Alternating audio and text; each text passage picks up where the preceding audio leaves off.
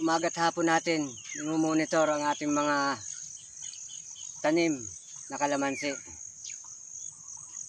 At lagi po natin subaybayan ang mga video ito para nga matutunan nyo rin na kahit paano kung paano mag-alaga ng kalamansi.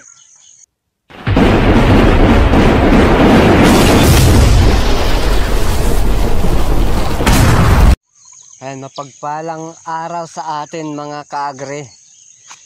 Dito na naman po tayo sa alaga nating kalamansi. Ganito nga sa umaga at hindi pa mainit. Maganda at maayos naman ang panahon sa araw na ito dahil nga kahapon sa tinalakay nga natin kahapon sa tirik po ang init. Kahapon tirik na tirik ang init. Kaya at kinahaponan hanggang gabi kahit papano nadiligan po ang ating mga kalamansi.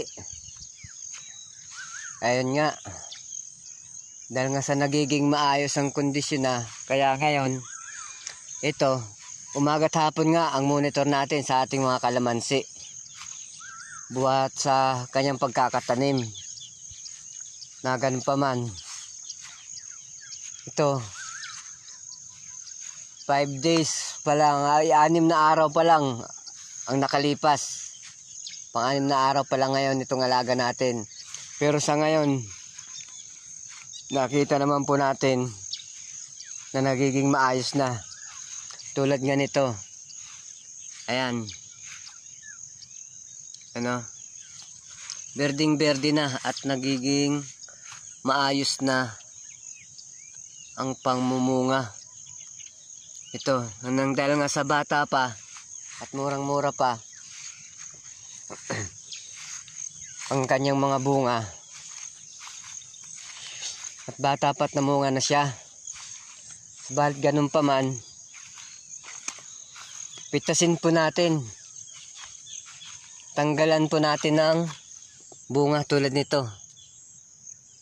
Malalaking bunga, ayan o, lalaki siya, pero hindi pa naman kalakihan. Nang dahil nga sa bata pa nga siya, kailangan po natin kuhanin yan. Ito, ayan, mga bunga na yan, tanggalin po natin yan. Pero pag nag-edad na po ito, sabihin natin mga 10 months or hanggang 1 year,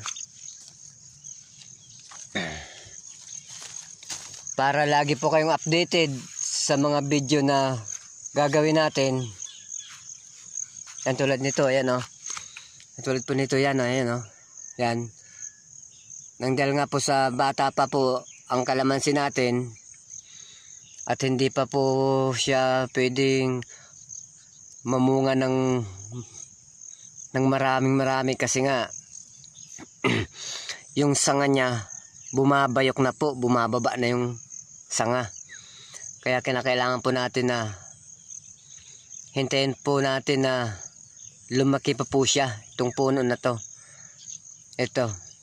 Pero pwede naman po, pero ang sa akin lang, tanggalin muna natin itong mga bunga na yan. Tanggalin muna natin yan para, kasi itong ano na to, itong sanga na to, ito, pagpabayaan lang po natin na ano, hanggang sa bumayok po yan ng bumayok. Kasi nga, nabibigatan pa yung kanyang sanga. So ito, ayan guys, ang daming bunga. Ayan. Yan o. At saka nananariwa na ang kanyang mga dahon. Tulad nga sa na-upload ko sa iyo nung nakarang araw na video, yun tungkol sa ayun na, yung nagiging maayos ng kanyang dahon na yun o. Ayan o, berding-berde na dito kasi nga naanohan pa ng araw. Ayan o, yan. Ganda na ng kanyang dahon. Dahil nga sa tinalakay ko nung nakaraang araw, nakapagbagong tanim lang ang kalamansi, lalong lalo na pag inabutan na ng pag inabutan na ng matarik na init, nangihina po itong mga dahon. Ngayon malusog na siya. Ito yung puno na to, lumabas na yung ugat, kaya tatabunan natin ito kasi nga inano ng mga yung mga palaka. Yan yung mga palaka, inaano nila yung puno, yung hukay. Ayan, tulad ng sinabi ko mga kaagre, ayun ayan yung kanyang bunga, umano na po siya. Nakita nyo, ito, yan siya, ganun, kanyang bunga, yung kanyang sanga, at nagiging maayos ng ang kanyang, yan, tulad nito, malusog na po, at saka sariwang-sariwa na yung bulaklak niya. Dahil nga sa sinabi ko nga na diligan after 3 days, at ganun pa man ang pagdidilig, manggagaling dito sa ibabaw ng dahon pababa, basta't umaga. Ganun lang naman, ilang araw lang naman na tayo magdidilig ng ganun. Kasi pag naka-recover na, pag na tulad nito, yan, nagiging maayos na po ang kumapit na po yung pinakaugat niya sa lupa. Nakaginhawa na po yung kanyang mga ugat. Kaya ganito na ang nangyari sa kalamansi natin sa puno. Yan, naging maayos na, nagiging malusog na po siya. At hindi na po matamla yung kanyang mga dahon. Ibig sabihin na nito, siya naka-recover na. Ito na, magiging tuloy-tuloy na ang kanyang paglaki. Yan, tulad nga po nito ng imas ng dahil nga sa pipitasin po natin to, tatanggalin natin to. Nang dahil nga po sa batang-bata pa siya, wag po nating hayaan na nakalaylay na po yung kanyang mga dahon, yung kanyang sanga. Ayan, kinakailangan po natin na mapatayo kasi nga itong sanga niya, itong kanyang sanga, pag di po natin tanggalin tong bunga niya, lalalay po siya, babayok at babayok po siya, lulundot po siya kasi nga hindi pa po kaya ng maliliit na sanga. Hindi niya pa kayang dalhin ang bunga kasi nga mabigat din to para sa kanya. Itong kaya tanggalin po natin yan. Ayan, tanggalin po natin yan para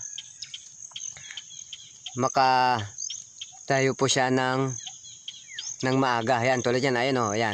Di ba kanina nakalawit po siya, nakaganon siya, ngayon, ngayon tumayo na siya. Ayan, kaya tanggalin po natin yan. Ayan, tatanggalin natin yan. Ganon din to. Ayan, ganon din yan. Tatanggalin din natin yung mga bunga na yan. Ayan.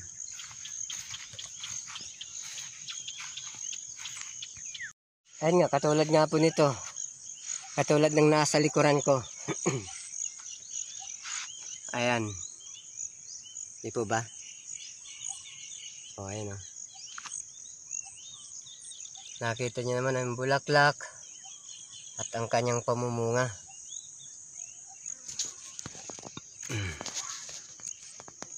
Ayan. At pasensya nyo na at kasi nag-iisa lang ako rito. Ayan.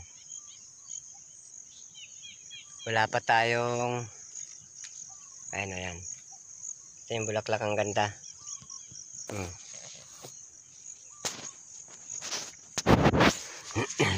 Ayan. Ganun din dito. Ayan. Hindi nga lang masyadong kita nang dahil nga po sa yung araw at medyo nakakasilaw na. Kaya